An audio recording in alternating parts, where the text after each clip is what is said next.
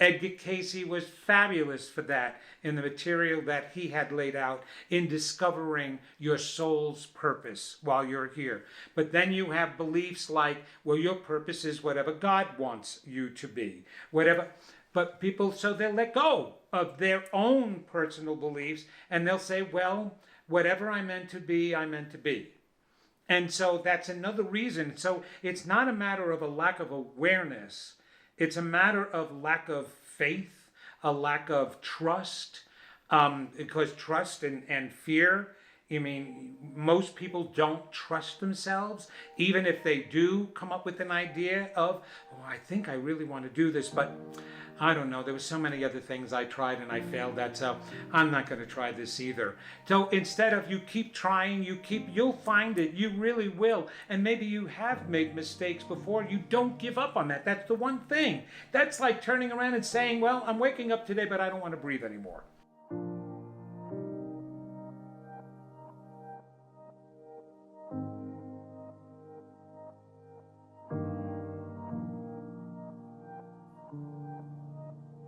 Hi, my name is Senka Caro. I'm founder of LightNet, and my passion and purpose is to make the impossible possible. I am here today with an absolutely incredible guest, Vincent Genna. He is a world-renowned speaker and author, and he's also a psychic medium. And he really looks strategically at the fundamental logic that runs our society.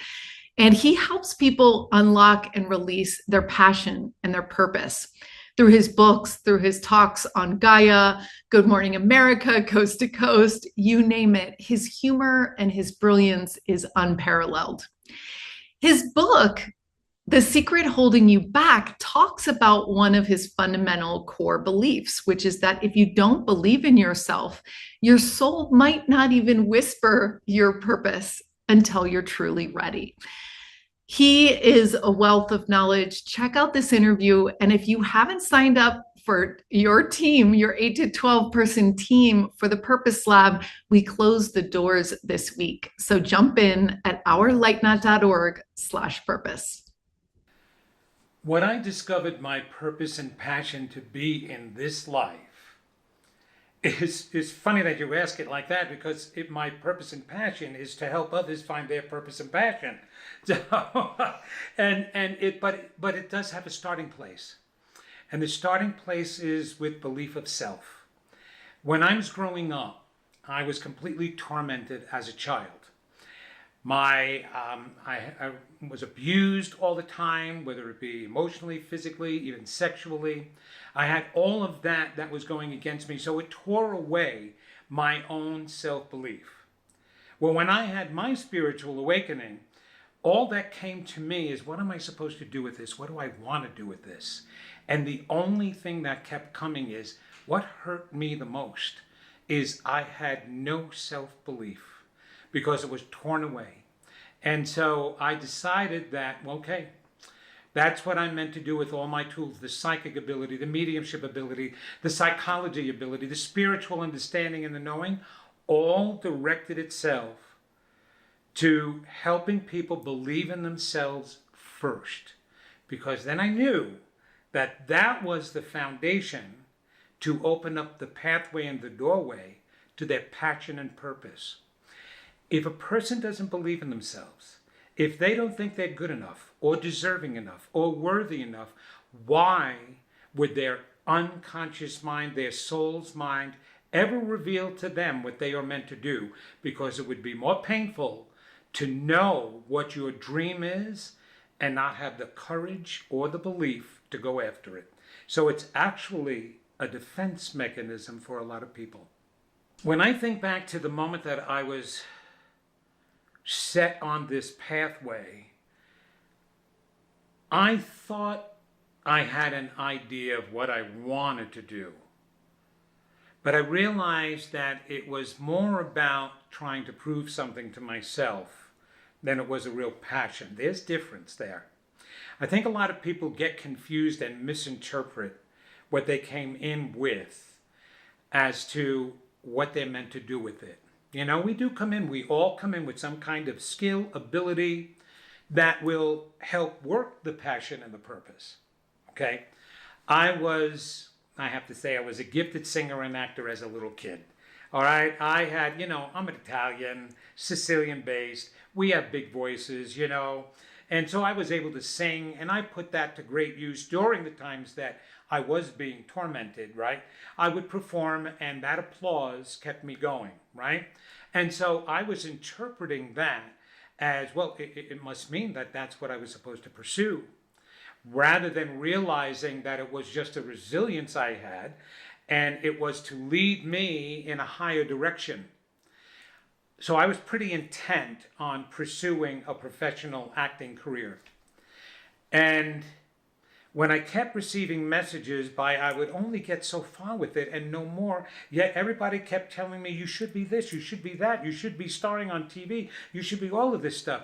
And I wasn't all of that stuff that they were professing, nor did I even have the tenacity to pursue it the way I was supposed to pursue it. I had passion, but it was more about emotional need than it was about heartfelt passion. So it wasn't until this all began to transpire and I was being told, or I was feeling from within, you really can help some people with what you've been through and what you know now. And it's like, well, wait a minute now. I wonder if that's the reason why I had all those earlier gifts, is because I can still use those to help people today and to really reach them and touch their souls. So that was a moment of a real aha for me, because I was really resistant. I am an arrogant person at times, not all the time, okay? But I can be really tough and dig my heels in. No, I wanted to be an actor. No, I wanted to get an Emmy, a Tony, an Oscar. That's who I was, and that's how good I am. But it didn't amount to anything. And it didn't amount to my own growth and evolvement. And then that's when it hit me. And you have to step into your own aha moments, which is really interesting. They happen around you constantly. 24/7, you get aha moments. You get messages from everywhere. But if you don't listen to it, if you don't take the time and stand back and go, maybe this isn't who I thought I was, then you get the aha moment in that time. When you feel the most vulnerable, when you are asking, who am I really? My greatest students that learn from me are the ones who say, I don't know who I am. And I turn around and I say, not yet. Of course you know who you are. That's why you came here. But not yet. But because you said that, you have more of a chance of finding your passion and purpose than not. So it wasn't until I said, I don't know who I really am or what I'm really supposed to do, that it was then revealed to me. Then my unconscious mind was able to say, hey, he's got a chance here. My soul was able to say, let's start revealing it to him. Let's see what he says. And even though I was resistant as this was happening, and I was doing some helping, it's not full time yet, then finally I just gave in and went, yeah, all right, this is what I meant to do. Look at how easy this is. Look at the path I'm on. We always make a blueprint for ourselves. And I always tell people, the way you truly find if you're on the right path, if things lay out before you easier than the struggle you're having finding them. So, when that is just, when the universe starts guiding to you opportunities, starts placing before you better directions, and even people, the universe will put people in your life that will turn you this way instead of this way, and as long as you go along with it, and it seems so much easier, then you know you're getting on your path. Now, it doesn't mean that you can't create a new path once you're here. You can create a new path, it's just going to be a lot harder, and some people don't take the time to go all the way with that new path. But every builder starts with the blueprint. Every soul starts with the blueprint when we come in here. So it's just a matter of letting go of that side of you that thinks you know who you are to find out who you really are. And even if you don't know who you are, again, by being able to say,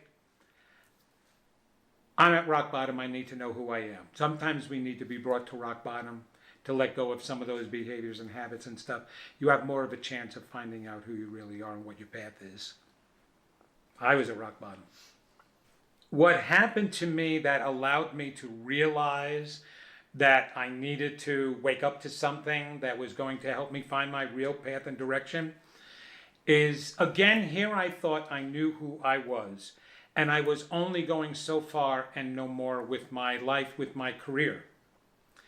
And I opened up. I have the ability, and I will say that it is a confidence. The confidence to be able to admit you don't have the answer. Okay? So I turn to God a lot. And I'll call it God, I don't mind, right? Spirit, source, Yahweh, Elohim, whatever anybody refers to as this higher entity, right? And I turned to God, I said, listen, you need to help me here. I'm not getting what I think I'm supposed to be getting here. So you have to let me know what I need to do. What I need to do. Greatest story occurred. A friend of mine was deciding to become a life coach. And she said, I need some students to help me. Now, at that time, I had already gotten my psychotherapy degree. So I knew exactly what it was about life coaching. And I said, well, you do know that I'm not like a blank slate. And she said, no, I know, but I need just the credit hours. Can you help me out? And I said, oh, sure, absolutely. I'll help you out. And each week we would meet and she would tell me these interesting things. Oh, wow, that's so good. Yeah, that's great. Wonderful. Oh, I'm going to try that, right? And then one day she turns around and she says, you know what I just discovered about you? I said, what? She said, you don't believe in yourself. I said, what are you talking about? Of course I believe in myself. I wouldn't have come this far if I didn't. No. You don't really believe in yourself. You faked it all along. I said, how can you say that? And she kept repeating back to me some words that I said to her. And in listening to them, I was like, I said that? And she said, yes, you did. I said, seriously? I said, wow. I don't believe in myself. Honey, I don't believe in myself. And she said, I could have told you that. What? What do you mean? I always thought I believed in myself. I walked around with an air of confidence. Everybody always pointed that out. Well, that was the performer in me, right? I was always on stage in some way or another, needing to always impress somebody that I knew what I was doing. I knew what I was talking about, right? Always with the positive intention, though. Always with the positive intention. And she turns around and knocked me for a loop, rocked my world, to turn around and say that I didn't believe in myself. And when I examined that, I realized how much I didn't believe in myself. I realized that, wow, that's really harsh for me to have come this far in my life. And when little Vinny had already been through so much, that I didn't believe in him. And that hurt. And that's what made me realize that's why I even wrote the book that I wrote and did the work that I did, because it made me understand that that belief or disbelief was hidden from me and protected. And the reason why it was protected was because it was so hurtful to recognize. It's not easy to believe you don't believe in yourself. It's not easy to hear you don't think you're good enough, or that you're worthy enough, or that you're deserving enough to achieve your dreams, to achieve your purpose. And that's what made me realize that's why that's all hidden. Because we couldn't function on a daily basis walking around with those. And we know that there's people who do, that walk around with that. And so to come to an understanding that I didn't believe in myself, that's turned everything around for me. Everything around for me. And as hard as it was to recognize that, it was the greatest gift. Besides receiving these other gifts, that was my greatest gift, is being able to say, Vincent, you don't believe in yourself enough, so now you have to work on that. And that's what I did from that point on. That's why I want to help other people do the same thing.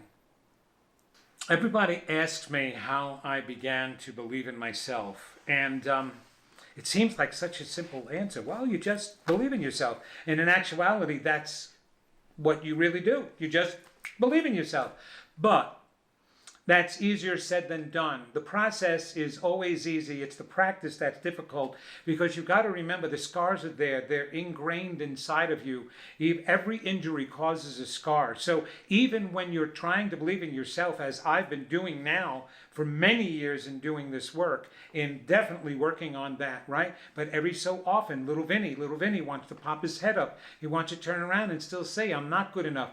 I have to keep giving him the evidence that I am good, that I am believing enough and worthy and good enough and deserving enough. And the evidence is clear, and most people have more evidence and reasons to believe in themselves than not. We've come so far. We've done so much. And unless you happen to be one of those people that are out there and harming somebody else, yes, they definitely have it. That's what it looks like to totally disbelieve in yourself and not go in that positive direction.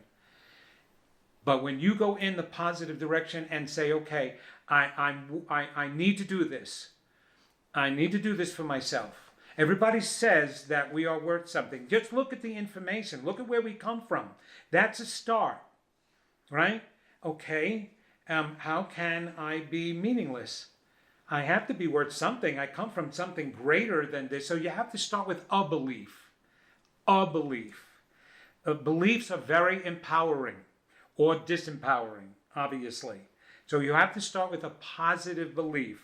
And even if it's something small, a snippet, something you heard that sounds good to you, all the truth is inside of us, and it begins to resonate, and it comes to the surface when you start really listening and keeping your ears open. So listen, keep your ears open, go and hear, and eventually what will happen is something inside of you will say, yes, yeah, you are worth something more than that.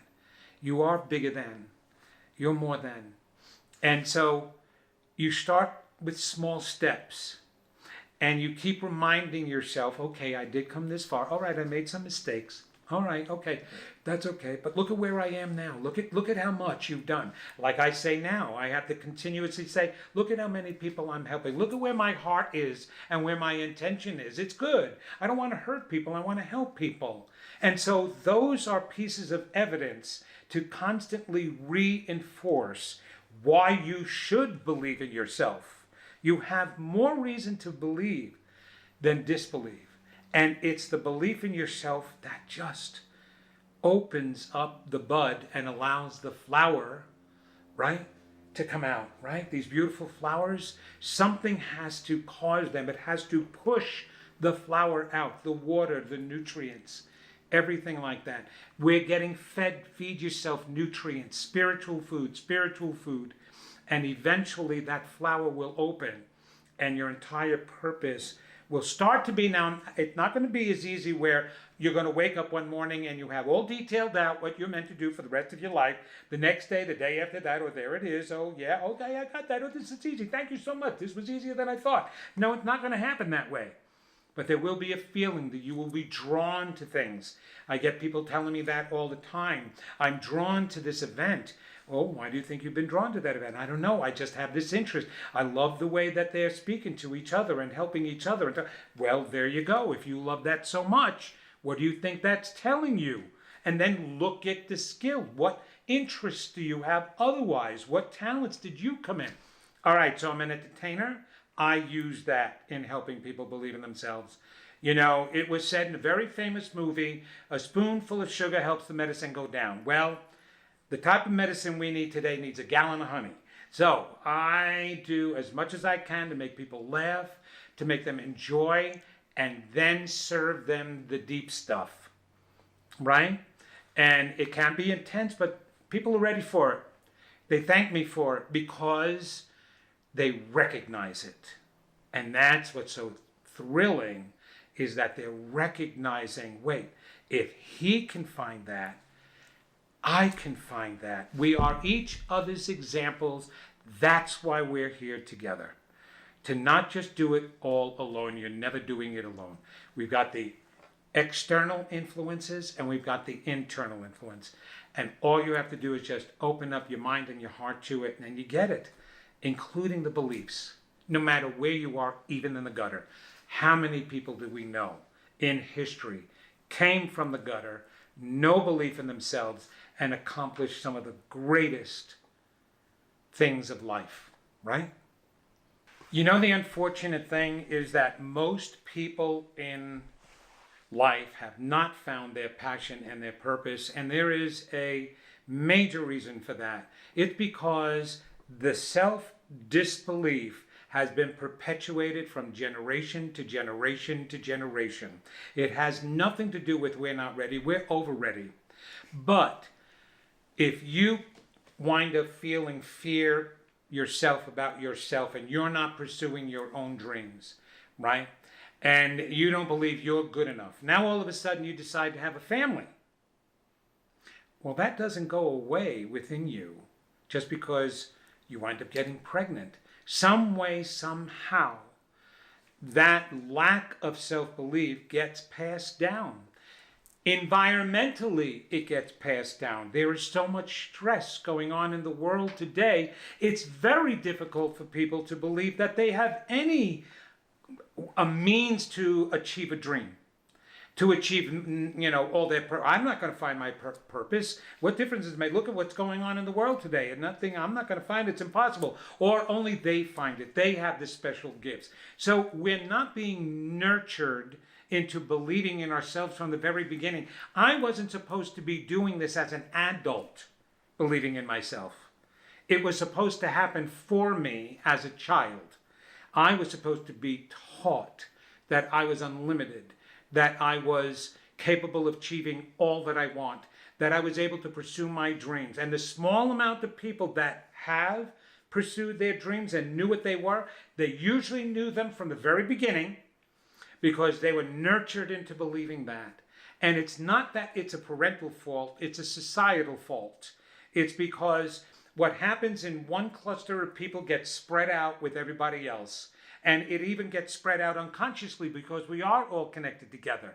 So if you've got this whole group of people, we don't believe in ourselves, have no idea what our dream, our purpose is, it's going to affect this group of people, that's going to affect this group of people. You cannot disengage energy from itself and from its core connection. We're all connected together. However, what you can do is change that core connection by your own pursuit. Now, the difference is there were those who have achieved their dreams, and there are many books written by them to be able to do it, right? And they're out in the world. But nobody is really nurturing the next person into doing that. They'll say, here, just buy my book, just do the work in it, you're fine. Rather than, let me show you. Here, you have a problem, call me up. Let me connect with you. You are so worth going after your dream. I can help you with that if you need any help. There is no mentoring, not enough mentoring.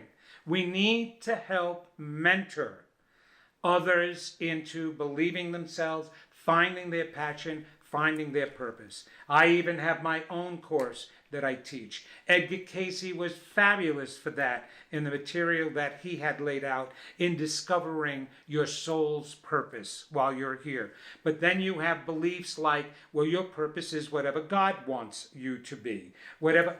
But people, so they'll let go of their own personal beliefs and they'll say, well, whatever I'm meant to be, I'm meant to be. And so that's another reason. So it's not a matter of a lack of awareness. It's a matter of lack of faith, a lack of trust, because trust and fear, most people don't trust themselves, even if they do come up with an idea of, oh, I think I really want to do this, but I don't know, there were so many other things I tried and I failed at, so I'm not going to try this either. So instead of you keep trying, you'll find it, you really will. And maybe you have made mistakes before, you don't give up on that. That's the one thing. That's like turning around and saying, well, I'm waking up today, but I don't want to breathe anymore. And I'm going to stop breathing. And actually, you can do that. And a lot of people have done that and have left, right? But the point is that we're perpetuating an old habit. And it's a habit now. It's become a habit not to believe in ourselves.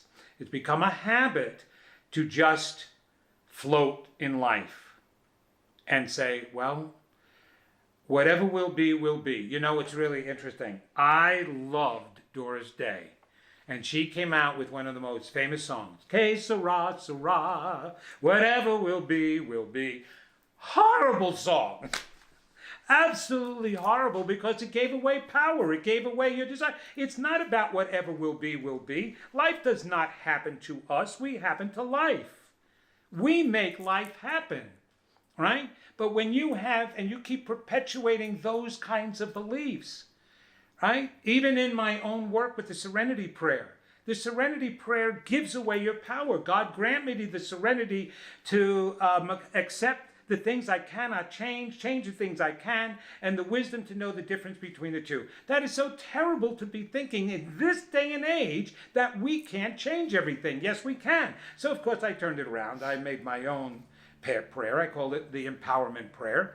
You know, God grant me the conviction to believe there is nothing I cannot change, the courage to change all I want, and the wisdom to know what's best left the way it is. We are unlimited beings. We are capable of changing even our past, and it's been scientifically proven and shown. And you'll see more of that research come to the surface in the future years. But there are things we shouldn't change. We should leave the past the way it has been, but then use it and grow from it. Don't want a different past, because that doesn't make your future any better, not with what you came in with. Remember, we came in with a passion and purpose. We're not making one up. I tried to make one up. I thought that's what I was meant to do because I needed to think that. It wasn't because my heart was telling me that. It was because my left brain thinking was telling me that. There is a difference. The way I transitioned from being a full-time actor to being a full-time psychic therapist and medium and spiritual teacher is it came at that aha moment when I started believing in myself. I was doing some part-time work in it, okay? But it wasn't full-time. And so I still had that desire also, as I said, I want to perform, right? But when I kept hitting the dead ends, and that when I turned around and I said, okay, I'm not meant to do this, and then I got that, I'm supposed to believe in myself more. All of a sudden, things started opening up for me. And I was realizing, wait, I really want to get into doing this more full-time rather than just part-time. And things happened. There were circumstances that happened that led me directly into this occurring full-time. So it was presented before me more as soon as I said that, okay, I'm going to start believing in myself. I want to truly know what my passion and my purpose is. And then, bam, right in front of me came the passion and purpose. But I worked up to that, to get to it, truly get to that level. This is what I'm supposed to be doing with people, and I don't need to be doing this. But it was hard pressed in the beginning. I really have to admit that. It was just, I so desperately thought that I wanted, and that's how you know. That's how you know you're grasping onto the wrong passion and purpose, when you so desperately don't want to let it go. Desperation has nothing to do with ease and flow. It has nothing to do with the God source. It has nothing to do with our energy. All energy flows. Hey, you know, when you have a short circuit, that's when the energy doesn't flow anymore. Something's cutting it off and it's going to go in different directions haphazardly, right? But when you release, and that to me is what surrendering really means, is surrendering your desperations and the need to, and always go for the want to and the whatever I'm meant to have to. And there's nothing wrong with wanting. But when you're desperate and you want, I don't know. You know, that just lets me know something is displaced there that can't. That's a negative. Desperation is a negative word. has a negative connotation, it has a negative energy. Nothing from your highest source can be negative. So therefore, it's displaced, it's not meant to be. You let go of it. And when you let go of it, that's when you have a chance to be shown, ah, this is what you're meant to be. And I promise you this, it's so much greater than what you thought it was meant to be. You know, could I have been on Broadway had I pursued it, wholeheartedly, not worried about a family or anything like that? Yes, I could have been on Broadway. And then that's what I would have had. And for some people, that is absolutely wonderful. For me, my passion and purpose, like we've said, I want to help people. So I need to be more than just a Broadway actor to be able to do that. And so I got what I needed to fulfill what my true passion and purpose was, because this is Zooming. That wasn't. So I know I'm on the right track. The biggest obstacle I had to face in living my purpose was me. Me. Vincent. I'm my only obstacle. And you're your only obstacle. Nothing else comes in your way and gets in your way of your dreams, your purpose, your passions, except you and your disbeliefs. Even if somebody has tried to convince you early on, you're not good enough for that. You're not meant to do that. I had my mother turn around and say to me, nothing good comes from the Gennas. Now, I could have continued to believe that. That would have been my choice. In the beginning, it was getting in my way, yes. So I was my own obstacle because I was buying in to somebody else's definition of who I was. Not my own, somebody else's definition. Not a divine source's definition, somebody else's. And it's not until we decide to define ourselves that we can step out of that ball and chain. So it's ourselves that get in our way, and it's ourselves that get us out of the way and can get us zooming to start with. And then you have all the power around you that's going to help you with the rest of the way. What effect have I had on other people? And I'm asked that question. I always, any effect is meaningful to me. Any, at all. One person, that's all it takes. It's written in the Bible and interpreted as one man can save a nation, meaning humankind. One person. It just takes one person to believe in you. One person. I had one person believe in me. It's always hard for me. I always get choked up when I'm talking about this because it's so touching to touch another human soul. I know I've touched lives. When people come up to me and say, you made me feel so good about myself. You made me feel God. You made me feel my own light. You changed my life completely. Oh my gosh. That's why we were given ego, is so that we can enjoy the good work that we've done. And that is so meaningful to me that I can change another person's life, especially today. Impacting people is more important to us than we know. Otherwise, we wouldn't be acting the way we're acting. We want to be seen. Now, this is psychological understanding. Every human wants to be seen, heard, and valued. We want to leave here, know we meant something. I can leave saying that I know I meant something.